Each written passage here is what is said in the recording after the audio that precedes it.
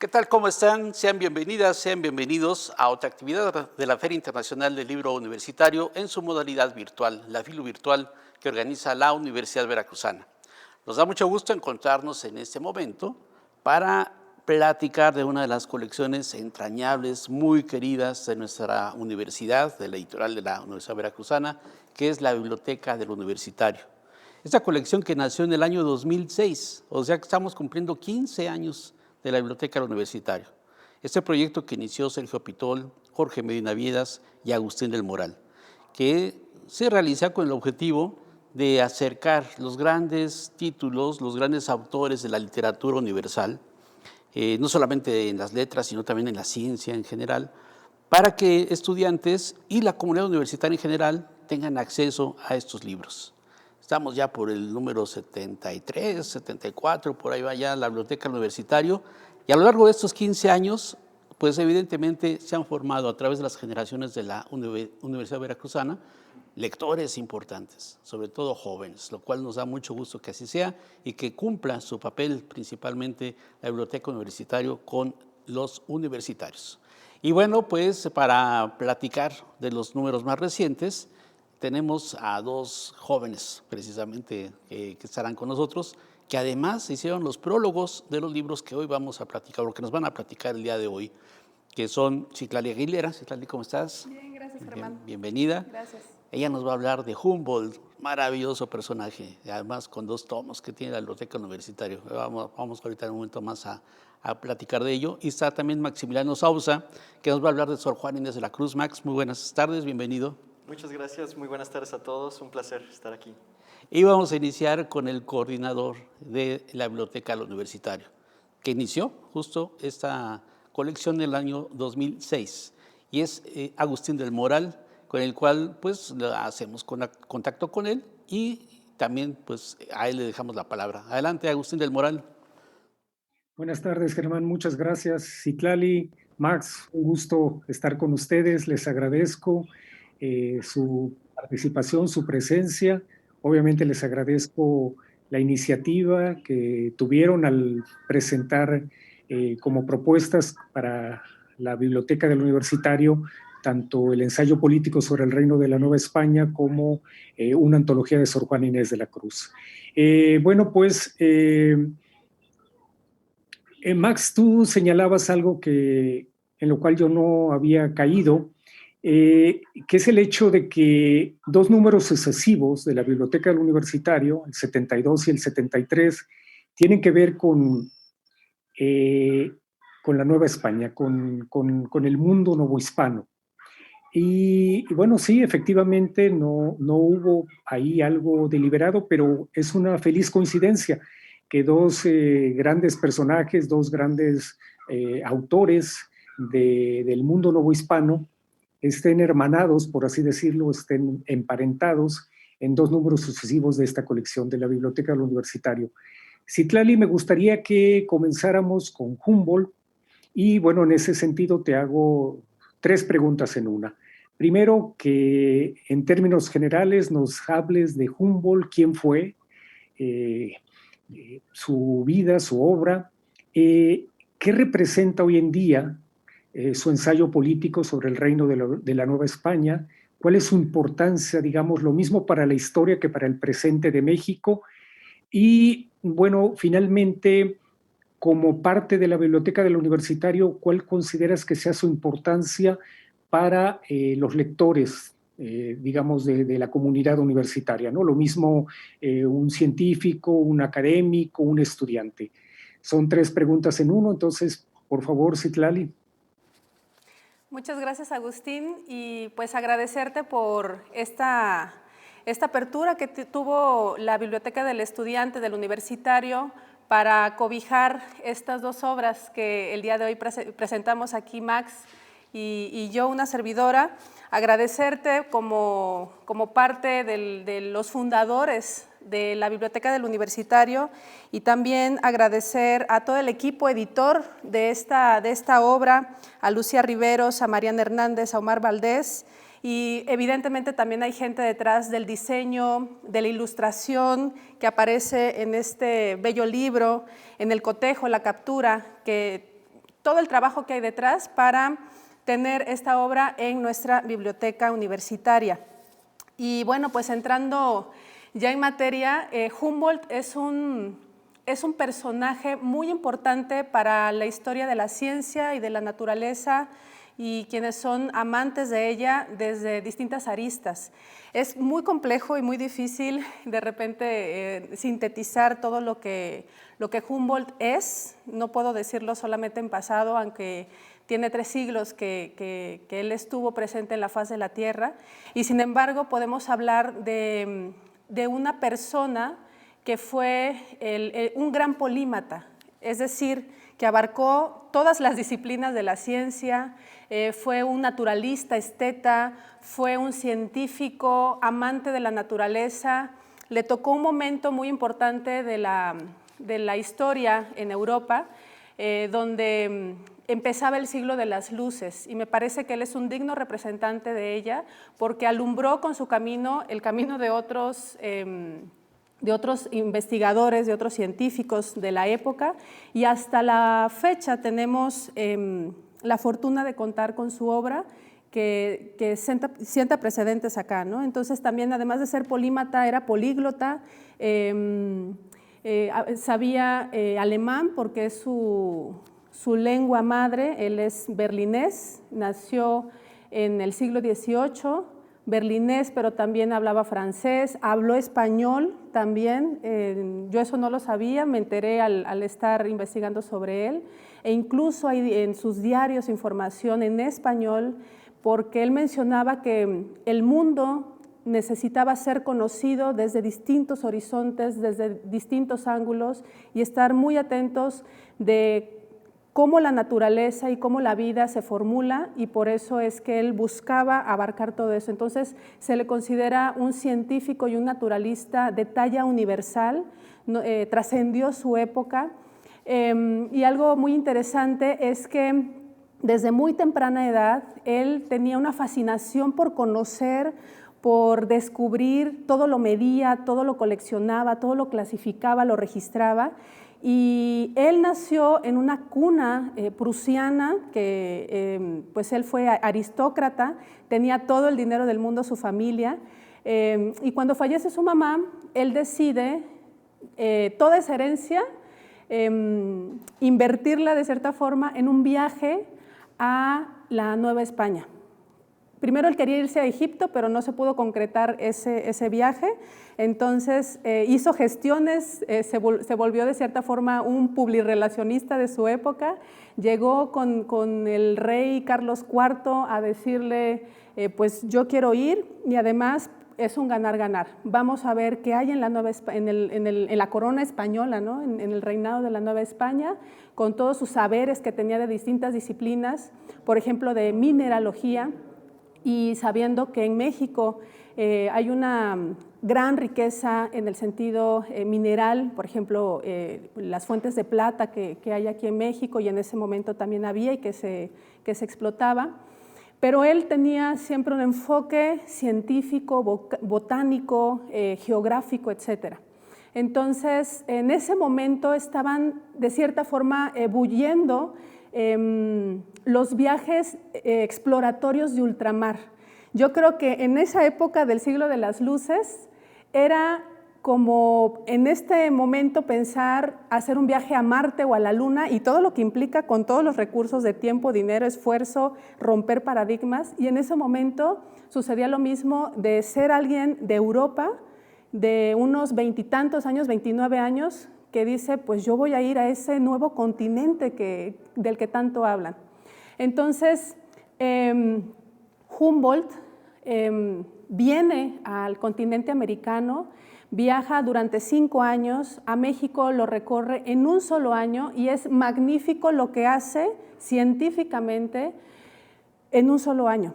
Ahorita, si quieren, les sigo contando al respecto. Y antes de eso, comentarles que tan a temprana edad él sabía desde filosofía, geografía, mineralogía, economía, de todas las ciencias, física, también del arte. Estaban en la época del prerromanticismo, le tocó el romanticismo, donde la ciencia y la poesía hacían una amalgama maravillosa.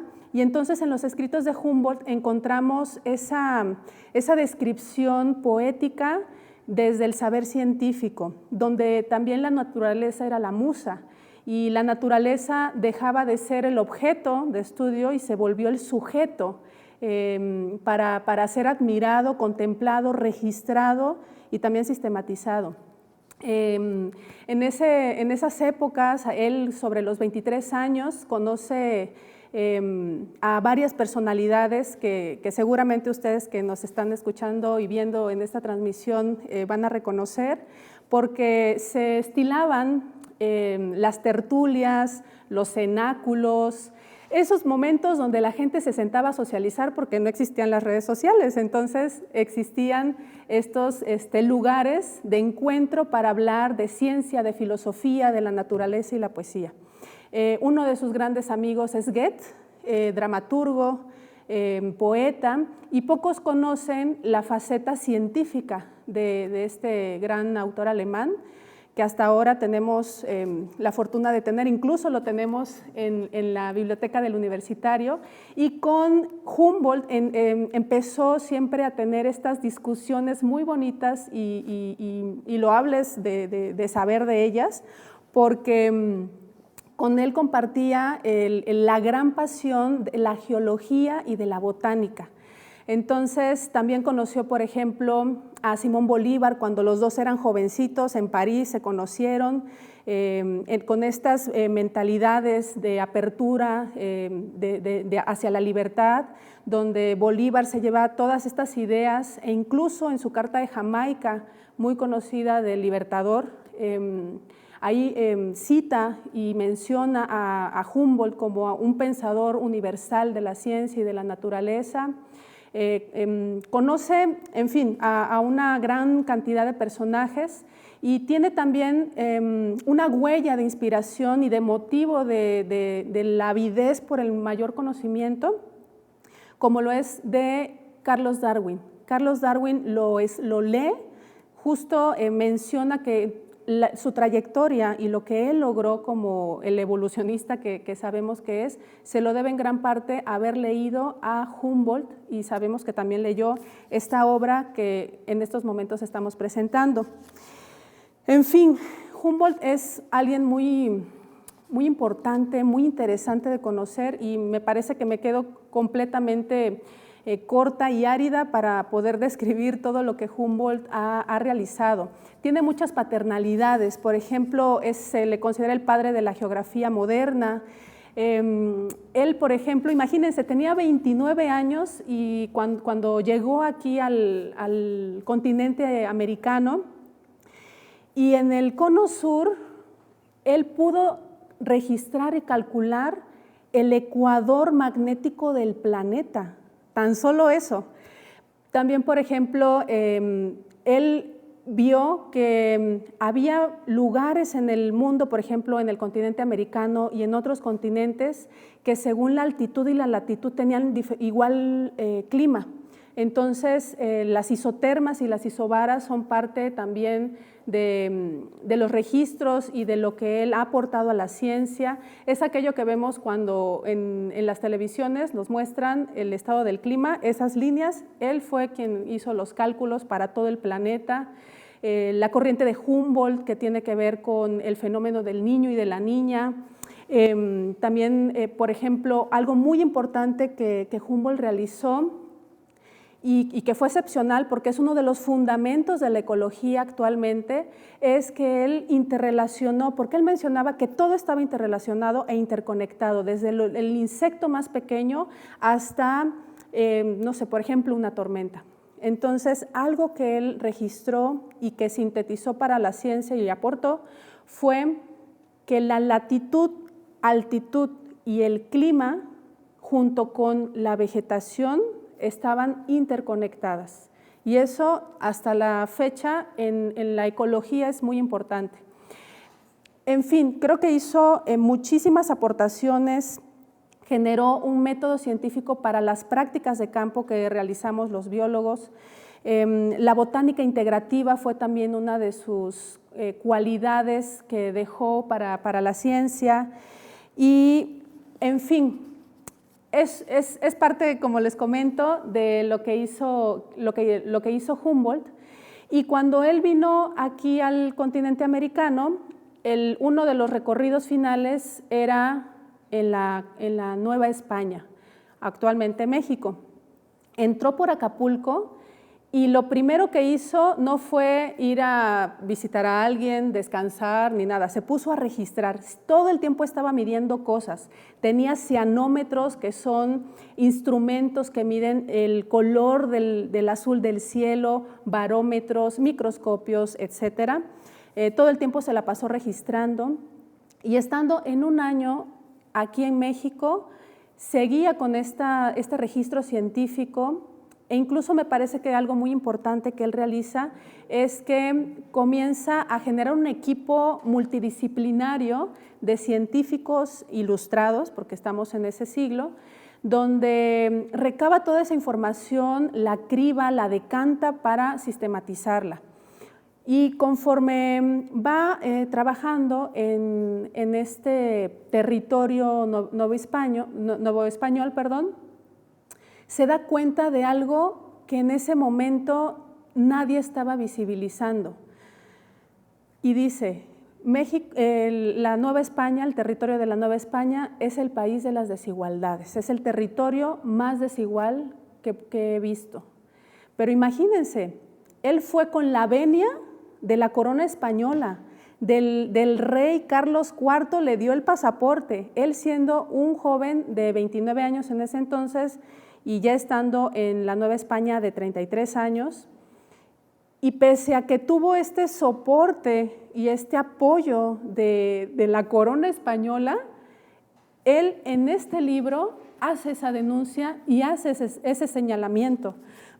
Es decir, no fue un impedimento toda la gestión que él tuvo que hacer, y a quien le debía todo el apoyo, el poder seguir siendo claro, objetivo y fiel a la ciencia. Entonces, en este libro nosotros vamos a poder leer con mucha nitidez el pensamiento que me parece que sí es adelantado a su época, un pensamiento que nos ayuda a comprender más qué es lo que estaba sucediendo en ese momento, donde no polariza su información ni está politizada, por decirlo de alguna forma.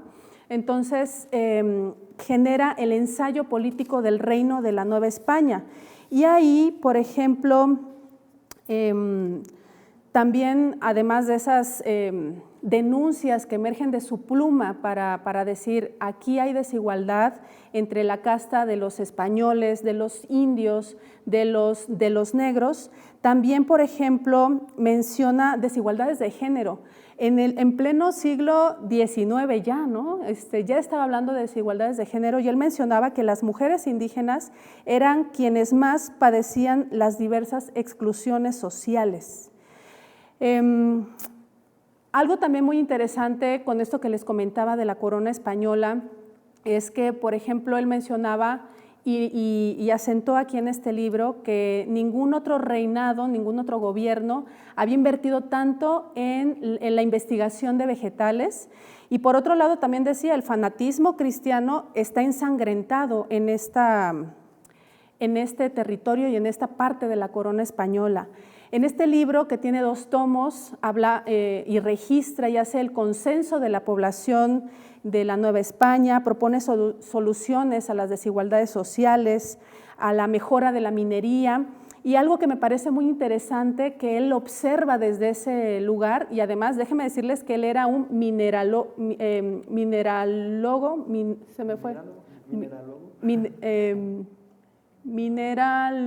estudiaba mineralogía.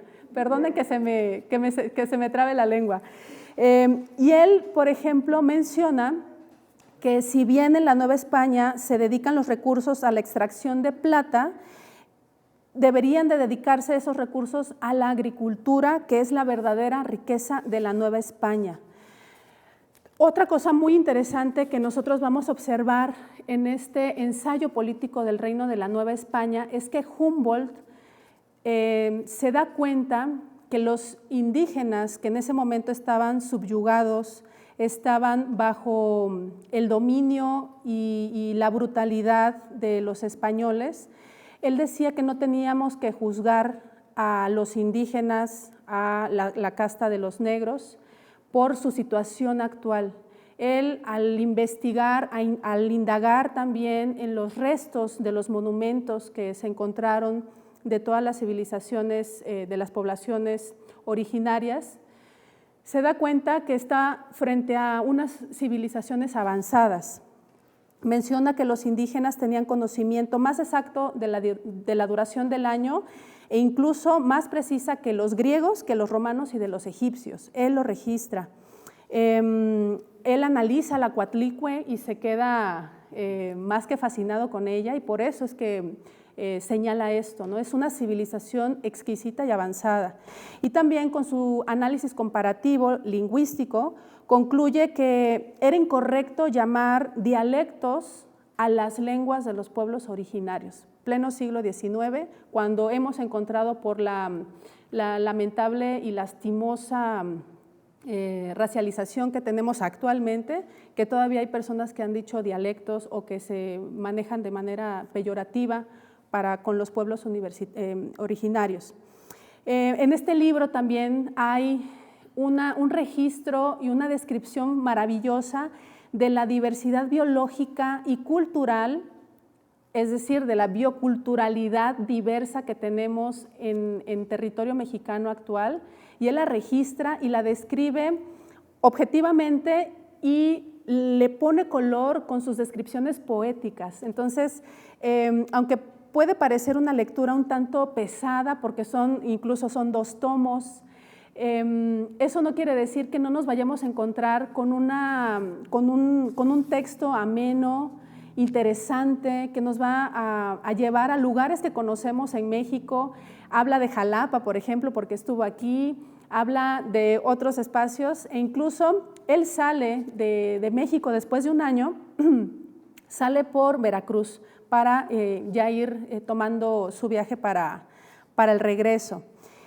Y en esto que él menciona, donde todo está interconectado, también aquí en el libro describe que de Veracruz a Perote es una cosa fabulosa para todo científico y naturalista que quiera saber más de la vegetación, y lo cito: en pocas horas recorre el hombre de ciencia toda la escala de vegetación, de Veracruz a Puebla.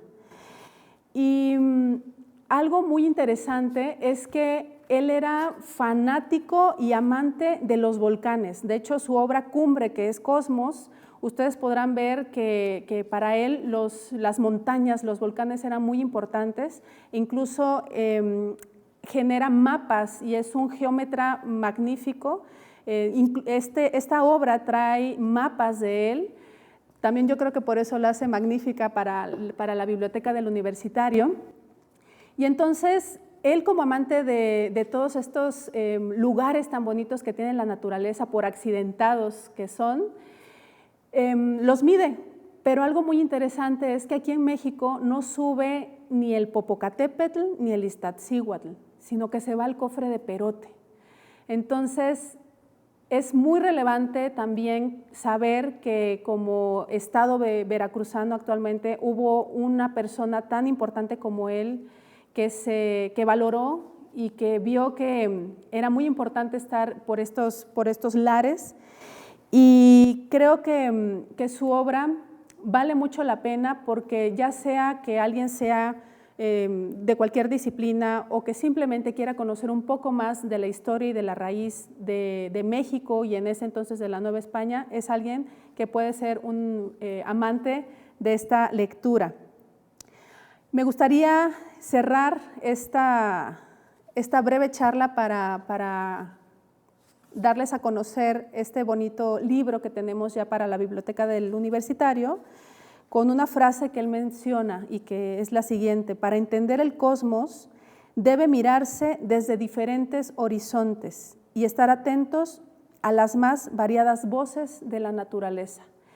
Él, aunque hace 3 siglos que ya no está, fue alguien inter, multi y transdisciplinario, y como como buen polímata, como buen naturalista esteta del siglo de las luces, es una maravilla de verdad que la universidad ahora lo tenga aquí en sus bibliotecas, porque la Universidad Veracruzana es arte, ciencia y luz, como Humboldt lo es.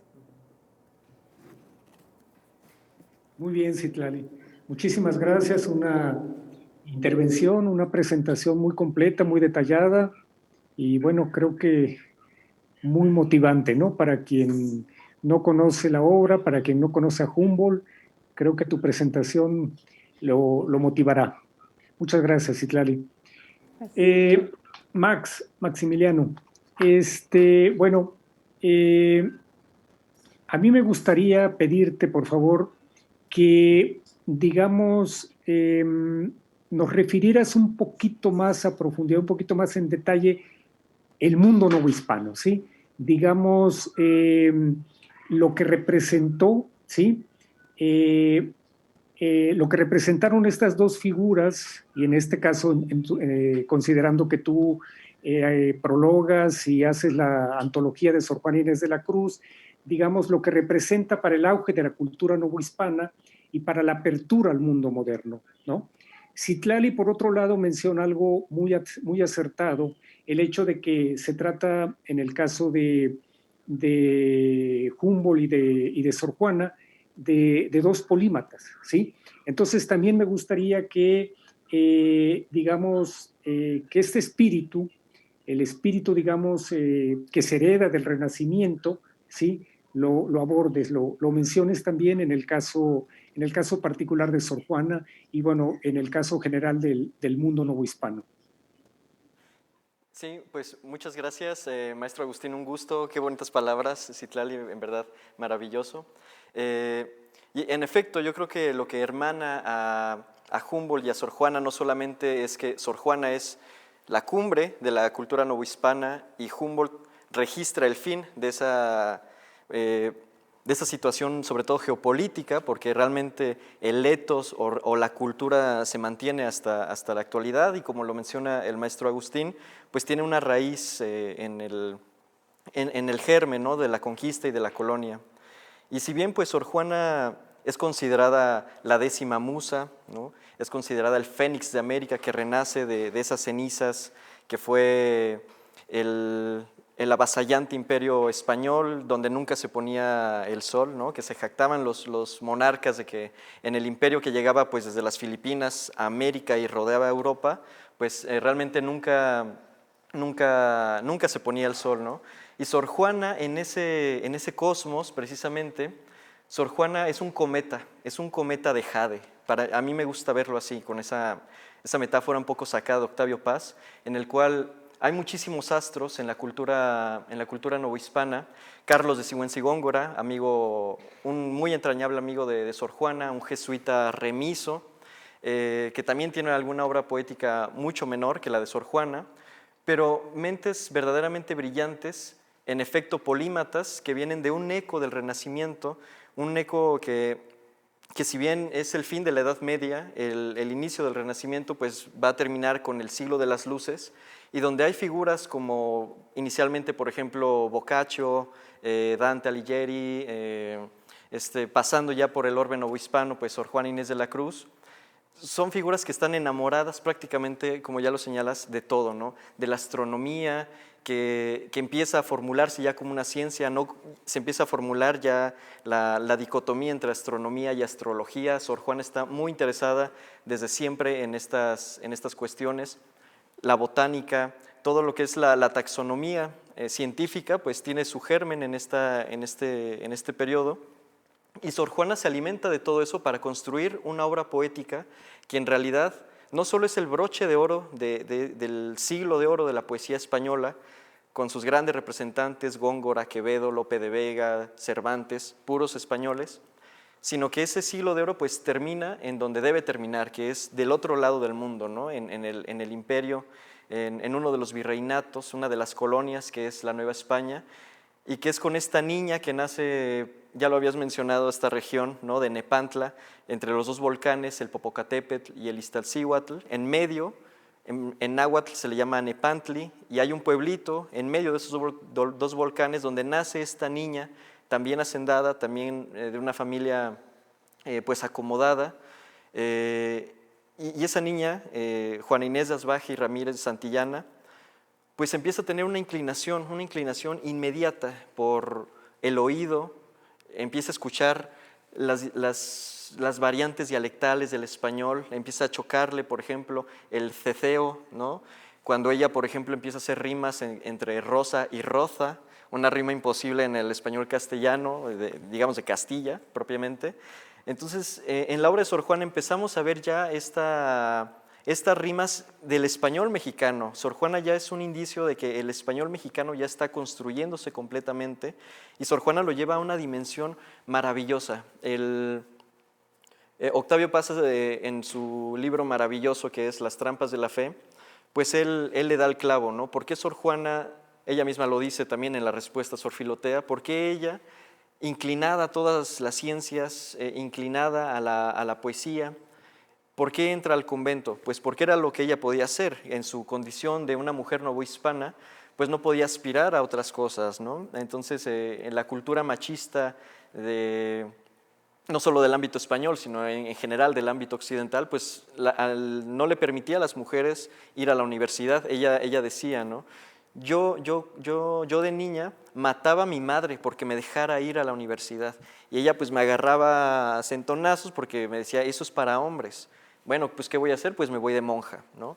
Y me voy de monja. También tenemos una idea muy obscura de lo que es ser monja, ¿no? En el siglo, bueno, en general, en la antigüedad, se piensa que están azotadas, que van descalzas, todo este tipo que va más encaminado quizá a las carmelitas. Sin embargo, hay muchas órdenes. Sor Juana entra con las jerónimas. San Jerónimo pues es el santo que patrocina, digamos, a una serie de monjas doctas que les interesa el griego, les interesa el latín, les interesa la poesía, pues porque San Jerónimo es el traductor de la Vulgata Editio, ¿no? Es decir, de la Biblia, la traduce del arameo, del hebreo, la traduce por primera vez al latín, y esa se volvió la edición vulgar, la edición del pueblo. Entonces, es una figura que Sor Juana admira muchísimo. Sor Juana siempre admira a estos personajes que son intelectuales, que retan al régimen en el que viven, en el que están asediados, y que siempre son disidentes también, ¿no? Sor Juana es liminal en ese sentido. Sor Juana sí es poeta, pero no llega, por ejemplo, a ser mística, que es una de las corrientes de la poesía novohispana. No voy a decir que de las fáciles, pero sí de las de moda, ¿no?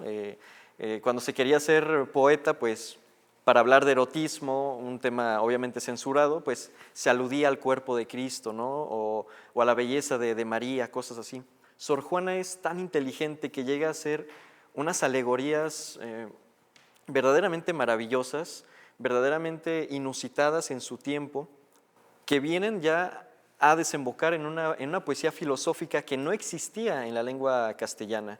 El Primero Sueño es ese gran poema que habla del desprendimiento del alma, quiere conocerlo todo, y después queda a la luz más cierta, el mundo iluminado, y yo despierta, sé que no voy a conocer nada, ¿no? Es decir, en ese sentido, Sor Juana está en mucho contacto con, por ejemplo, con la filosofía de Descartes, está también ya cuestionándose cuál es el orden del universo, de las esferas que van complementando al cosmos, y el lugar del planeta Tierra, de nuestro hogar, en ese cosmos. Entonces, todo eso Sor Juana lo está leyendo, porque además hay otro de esas grandes leyendas, que Sor Juana vivió atormentada y vivió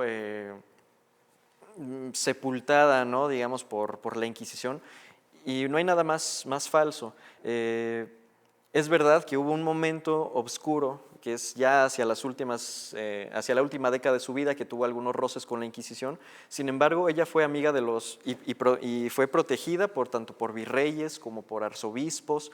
Ya mencioné a don Carlos de Sigüenza y Góngora, él era censor de la Inquisición.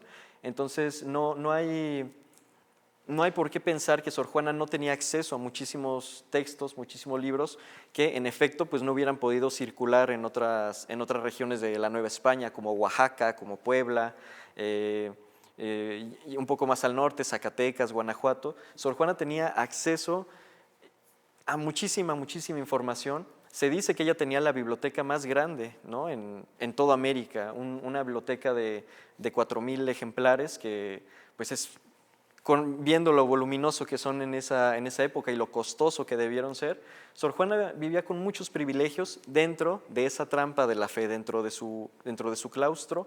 Ella vivió, yo creo que bastante cómoda, ¿no? Claro, le hubiera ido mucho mejor estudiando con los jesuitas o qué sé yo, ¿no?, con los franciscanos, pero Sor Juana siempre se vio, creo yo, bastante cómoda, porque experimentaba con todo, todo le causaba curiosidad. Ella dice, en algún momento mis hermanas chismosas no me dejaban leer, yo me quejaba con ellas, tuvimos ahí unos achaques, y de repente me prohibieron leer. Pero lo que no sabían es que yo leo el libro de Dios, el libro del mundo, ¿no? Lo dicen maravilloso. Entonces ella empieza a cuestionarse cosas que pues la ciencia ya justamente en el siglo XIX va a perfeccionar, como los fenómenos ópticos. Ella decía, yo veía las vigas del claustro y veo que se extienden como asíntotas, ¿no? Se pueden extender al infinito y nunca se van a tocar. Entonces ese tipo de cuestiones es maravilloso porque nos habla de una eterna lectora, una lectora del mundo, una lectora de sí misma, ¿no? La respuesta a Sor Filotea es uno de los textos verdaderamente más íntimos, más maravillosos, más ensayísticos, ¿no?, en el sentido más monteiniano del término. Y la verdad es que pues en esta brevísima antología de apenas 200 páginas que preparé, yo creo que el lector que no la haya leído o quien ya la haya leído puede volver a descubrir otras facetas de Sor Juana, porque pues siempre leerla y releerla es un mar de hallazgos, ¿no? Vuelve a atravesar ese cometa de jade en la mente y en el corazón. Entonces, pues pero tampoco soy una tamalera celosa, ¿no? Sor Juana tiene muchísimas ediciones, la UNAM tiene antologías maravillosas, A la Torre hizo las obras completas comentadas, se consiguen en el Fondo de Cultura Económica. Una antología maravillosa es la que prepara Marta Lilia Tenorio, a mi parecer la mayor experta de Sor Juana en la actualidad. Esa antología en Random House, creo que todavía se consigue. Y también uno lo puede leer en internet, ¿no? Es decir, la cosa es leer a Sor Juana, porque una vez que uno entra en esa mente maravillosa, yo creo que no vuelve a salir. Sí.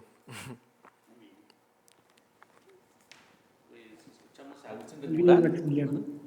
Muchísimas gracias, una presentación igualmente completa, muy abarcadora, muy detallada, una verdadera invitación a leer, a conocer a Sor Juana, quien no la conozca, o a seguir, digamos, viendo otra perspectiva, ¿no?, que es la que representa la antología que tú has hecho. Bueno, no sé, Citlali, quisieras agregar algo más, tal vez en relación con lo que Max ha dicho. Max, que tú quieras agregar algo en relación con lo que Citlali ha dicho, un poco a lo que quiero llegar, no sé, tratar de unir a las dos figuras como figuras representativas de la Nueva España, en fin, no sé, ¿quieres agregar algo más, Citlali? Pues me gusta mucho la propuesta porque nos invita como a conversar también aquí con Germán y conversar también con los universitarios. Creo que pues esta biblioteca es para los universitarios y qué bonito es ver que desde la Nueva España es que están estas dos figuras tan importantes, tan trascendentes para todas y todos. Y algo que a mí me gustaría resaltar para los estudiantes es que Humboldt era un joven, era muy jovencito cuando empezó ese germen de la curiosidad, y yo me imagino a todos los universitarios cuando tienen que hacer una movilidad estudiantil, cuando quieren irse a otra universidad, cuando van a hacer alguna práctica de campo, que tienen que generar, por ejemplo, un proyecto, presentárselo a un comité o a algún profesor o a quien vaya a generar y a gestionar esa beca. Y eso fue lo que hizo Humboldt con el rey Carlos IV, por ejemplo. Y que cuando ya estaba sucediendo el estar en el momento para hacer todos estos registros y estos análisis, ver que siempre esa inspiración y ese compromiso científico no era solamente para su propio ego. Creo que todas las obras que generaron estos dos grandes pensadores y personalidades, no fue para sí mismas, sino fue un regalo que dejaban para la humanidad. Y nosotros podemos ver en Humboldt esa humildad, donde no se quedaba el conocimiento para sí mismo, ni para un coto de poder o para un espacio elitista de la ciencia, sino que fue para el vulgo, para el grosso de la población, para la continuidad del saber y que así como en la vegetación hay asociación de cultivos y hay una sucesión en los paisajes y a lo largo y a lo ancho, me parece que invitar siempre al conocimiento colectivo, solidario y que vaya más allá de lo que una persona por sí sola puede hacer, eso me parece maravilloso. Bueno, a mí me gustaría no solo amarrar un poquito más a Humboldt y a Sor Juana, sino también a otros autores de la biblioteca universitaria. Tú has mencionado, y lo mencionas también en tu prólogo, esta impresión que tiene Darwin por la obra de Humboldt, y también Darwin está en los primeros 10 números, ¿no?, de esta colección. También, bueno, ya lo mencionaste, a Goethe, pues también tenemos el Fausto, ¿no? Entonces, es maravilloso que en realidad la misma colección acentúa algo que ambos polímatas sabían, y es que todo está en todo, ¿no? Y es algo que también aparece mucho siempre en los libros de Sergio Pitol, que es el que todo se encuentra totalmente interconectado, no por nada también de manera casual o inconsciente. Pues uno de los números anteriores a estos dos pues son los ensayos de Montaigne, ¿no? Entonces, finalmente yo creo que, por ejemplo, el de Humboldt no es nada ensayo, es todo un tratado, ¿no? Y este libro maravilloso del ensayo sobre la Nueva España, que es, yo creo que el más anómalo que existe dentro de la colección, es el primero que hay en dos tomos, es el que tiene unos mapas desplegables maravillosos, verdaderamente yo creo que la biblioteca está dando apuestas muy, muy interesantes, porque si bien los autores clásicos, Émile Zola, Alfonso Reyes, Charles Dickens, siempre están presentes, es muy raro a veces encontrar a Humboldt, ¿no?, o encontrar a Darwin. Entonces yo creo que la apuesta tan miscelánea de la colección de la biblioteca del estudiante, del universitario, es una de las más sólidas, creo yo, ¿no?, al menos de las que yo conozco en México. Yo creo que también una obligación que deben tener las universidades, ¿no?, tener estos libros muy, muy accesibles, que están 40, 50 pesos, y son obras verdaderamente maravillosas, ¿no? Yo al menos personalmente tengo toda la colección, ¿no?, y he leído casi como el 40%, entonces para mí sí fue realmente la biblioteca del universitario, porque yo cuando entré en el 2011 nos regalaban los tirajes en ese entonces, 2011 eran como de 20,000, ¿no? Entonces me regalaron así como 5 o 6, me acuerdo que los leí ese mismo año, y eran cosas muy variadas, era Molière, era Frankenstein, no recuerdo, Chekhov, La Estepa. Entonces verdaderamente esa miscelánea que, bueno, evidentemente ya no se regalan esos libros, ¿no?, ya los tirajes son de 1,000, 2,000, pero me parece maravilloso que exista esta apuesta constante por estos autores, y que bueno, yo celebro mucho que la Universidad Veracruzana esté frecuentemente publicando esta colección verdaderamente maravillosa. Aquí tengo unos comentarios que hacen los que nos están siguiendo en estos momentos. Agustín, con tu permiso voy a dar los comentarios justo de la Biblioteca Universitaria y la participación aquí de Citlali y de Max. Dice Virginia Arieta, maravillosa colección, felicidades a Agustín del Moral, Citlali Aguilera y muy estimado Max. Gil Yu manda saludos a Citlali. Aida Pozos Villanueva dice una gran descripción de lo que es esa gran obra de Humboldt por parte de la querida Citlali. Todos a buscar esos dos grandes tomos, una obra imperdible como lo es toda la biblioteca del universitario. Aquí hay un usuario que se llama el Chamorro Periférico, le mandamos saludos. Dice, qué formidables comentarios, Citlali, muchas gracias.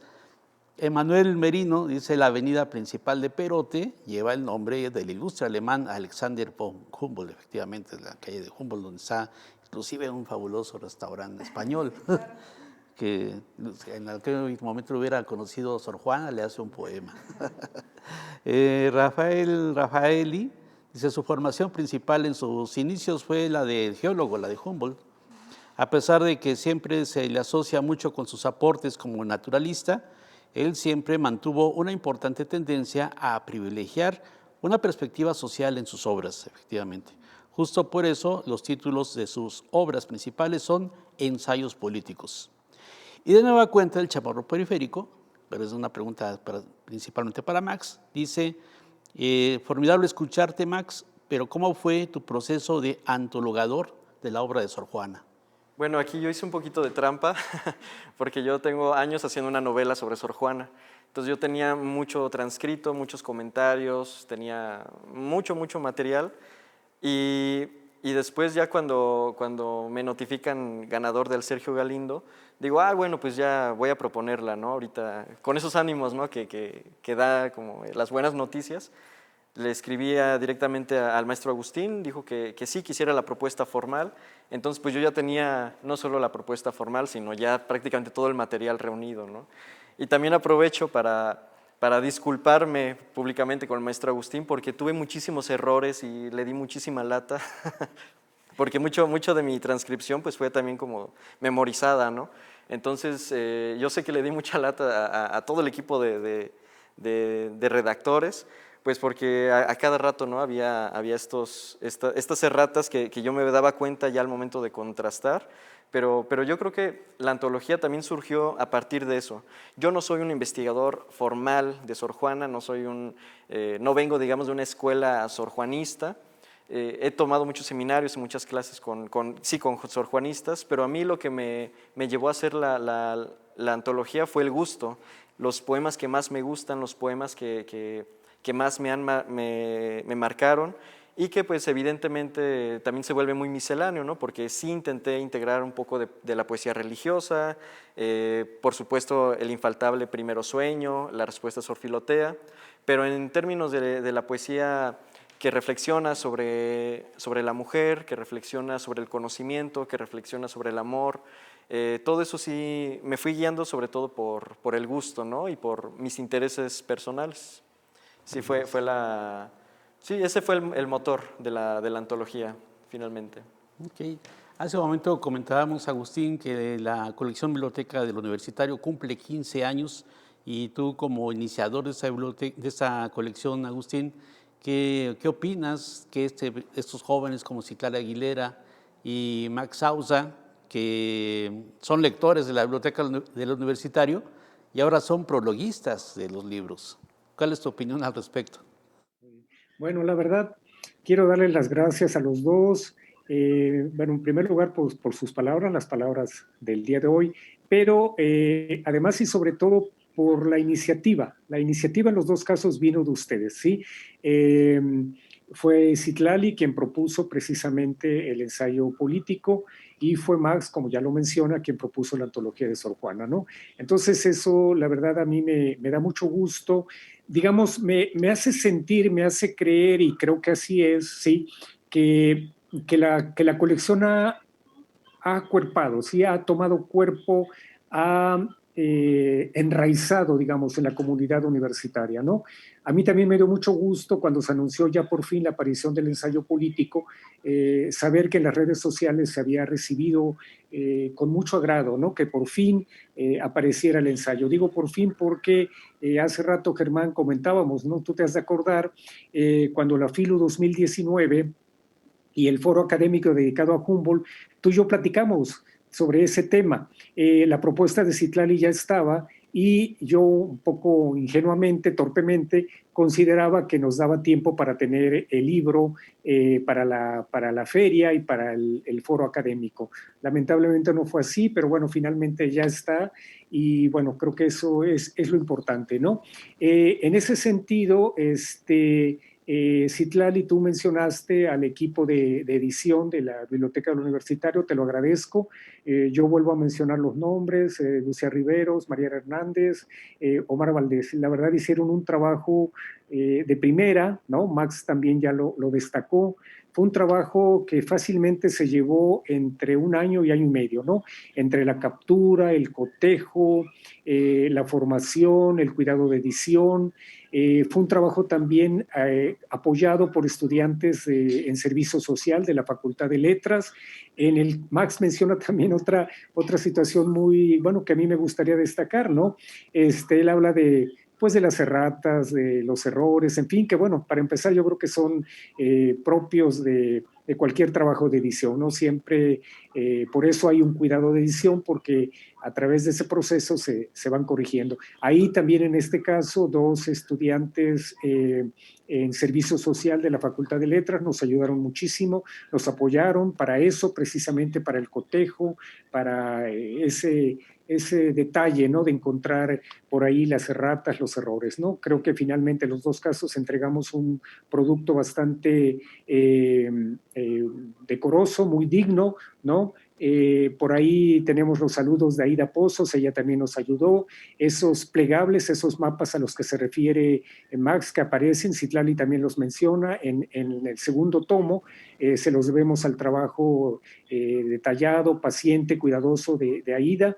Un saludo para ella y un agradecimiento. En fin, la verdad estoy, como tú dices, Germán, han pasado 15 años, a mí me da mucho gusto que la colección se mantenga, creo que hay que reconocerle a las dos administraciones que han acogido el proyecto, la de Raúl Arias Rabillo y la de Sara Ladrón de Guevara, pues todo el apoyo que le han dado, ¿no? a la colección. Son 15 años de trabajo ininterrumpido, me da muchísimo gusto saber pues que los títulos que hasta el momento se han escogido, obviamente la mano de Sergio Pitol ahí está presente, pero también la mano de mucha otra gente, ¿no? Hoy en día, a raíz de la lamentable muerte de Sergio Pitol, el mecanismo bajo el que se escogen los títulos es un consejo consultivo que decide, bueno, también aquí en este caso creo que debo mencionar a Alfonso Colorado, que nos ayudó mucho, nos orientó mucho en este trabajo, en este proceso de edición de estos dos tomos, de estos dos títulos que el día de hoy estamos presentando, ¿no?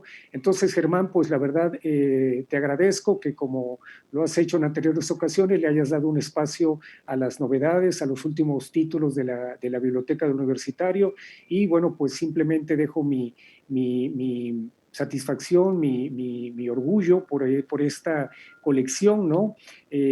Formar parte de este equipo que a lo largo de 15 años ha sostenido y ha alimentado la colección. Así es, pues así es efectivamente. Pues muchas gracias también por presentarse aquí en la Filo Virtual, y yo creo que sobre todo hay que recuperar con este par de títulos la capacidad de asombro de Humboldt, que nunca se acababa, su curiosidad tremenda. Además recuerdo aquí, así de manera rápida, a grandes conocedores o aficionados a Humboldt, como Adalberto Tejeda Martínez, como Ignacio Mora, que ya no se encuentra con nosotros, Citlali López, por ejemplo, también una gran seguidora de Humboldt, justo en la FILU 2019, cuando Colombia fue el país invitado, que también tiene mucho que ver con Colombia, Humboldt. Pues tratamos de abarcar algo de Humboldt y pensamos que fácilmente merecía un año completo para poder tener completa la historia de Humboldt, de este polímata, como bien lo dice Citlali. Y bueno, y también además de la capacidad de asombro, de la exploración y de estar siempre en la búsqueda, la otra capacidad también de la libertad, de buscar a través del lenguaje esa libertad y ese respeto como seres humanos, de Sor Juana Inés de la Cruz, que es también maravillosa. Entonces, este par de textos ustedes los pueden encontrar en la librería Hiperión, además con un precio excelente. Bueno, los dos tomos de Humboldt, pues evidentemente tendrán cada uno su precio, ¿no? Pero están a 50 pesos, todos los pueden llevar, y Sor Juana Inés de la Cruz también. O sea, en Hiperión, además recuerden que la librería Hiperión puede mandar a cualquier parte de la República, pues si ustedes lo piden también en otros lugares de nuestro país, pues pueden enviar los libros. Agradecemos mucho a Citlali Guevara, es muy buena exposición. Felicidades por tu prólogo, además, excelente prólogo, sobre la obra de Humboldt, que Gracias. forma parte de la Biblioteca del Universitario, y Max Sousa también. Muchísimas gracias, gracias, un verdadero placer platicar hoy con ustedes. Selección y prólogo también del libro de Sor Juana Inés de la Cruz. Y bueno, también Agustín del Moral, por supuesto, que es el coordinador de esa biblioteca del Universitario. Y nosotros los invitamos a que continúen con nosotros a través de la Filo Virtual en Facebook Live. Recuerden, ahí están todas las presentaciones. También en YouTube pueden encontrar en Filo Virtual, ahí pueden encontrar también todas las presentaciones. Y nuestra plataforma que es filo.v.mx, donde está la colección de varios editoriales universitarias de América Latina y también el programa general de nuestra Filo Virtual.